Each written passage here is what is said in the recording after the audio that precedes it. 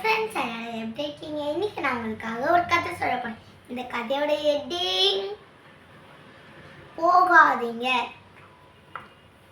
ஒருத்தர் பைக்கில் போயிட்டு இருந்தாங்க.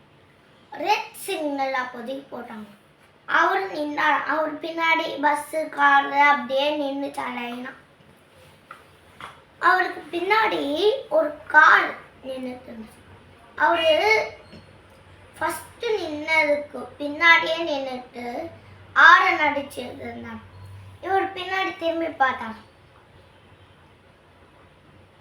இவர் செய்தியே சொன்னாரா, போங்க போங்க அப்படின்னு. இல்லை சார், ரெட் சிக்னல் போட்டிருக்குன்னு சொன்னார். அதெல்லாம் ஒன்றும் இல்லை, போங்க அப்படின்னு சொன்னோன்னா இவரும் போயிருக்கார் பைக்கை ஓட்டிட்டு. பின்னாடி காரனும் போயிருக்கான். அந்த சிக்னல் பக்கத்தில் போலீஸ்லாம் நின்று இருக்காங்க. டிராஃபிக் போலீஸ் இவங்க பிடிச்சிட்டாங்க. பைக்காரனையும் பிடிச்சிட்டாங்க, இந்த காரங்களையும் பிடிச்சிட்டாங்க.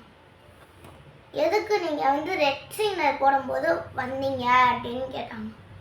அதுக்கு இந்த பைக் ஓட்டினார்ல அவர் சொன்னார், இல்லை சார் நான் வரல, நான் இங்கே தான் இருந்தேன், அந்த காரர் தான் போக சொன்னார் அப்படின்னு சொன்னார்.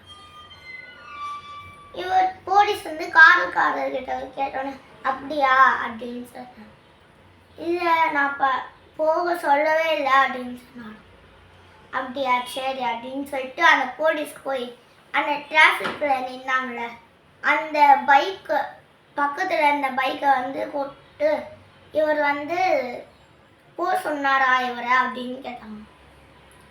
ஆமாம் சார், இவர் தான் ஆரன் அடித்து இவரை போக சொன்னாரு அப்படின்னு சொன்னார். இப்போ பார்த்தீங்களா அப்படின்னு சொல்லிட்டு 2 பேர் வண்டிக்குமே கேஸ் போட்டாங்க.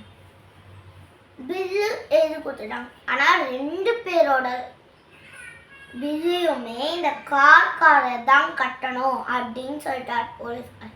இந்த காரை சொல்லி என்னோட வண்டியோட பில்லு தாங்க நான் கட்ட முடியும், ஏன் அவனோட வண்டியை பில்லை நான் கட்டணும் அப்படின்னு கேட்டார். அவர் இப்போ வரலை, நீங்கள் ஆரன் அடிச்சனால தான் அவர் வந்தார், அதனால் 2த்தையுமே நீங்கள் தான் கட்டணும்னு அவர்கிட்ட இவர் போலீஸ்காரர் காசு கேட்டுட்டார்.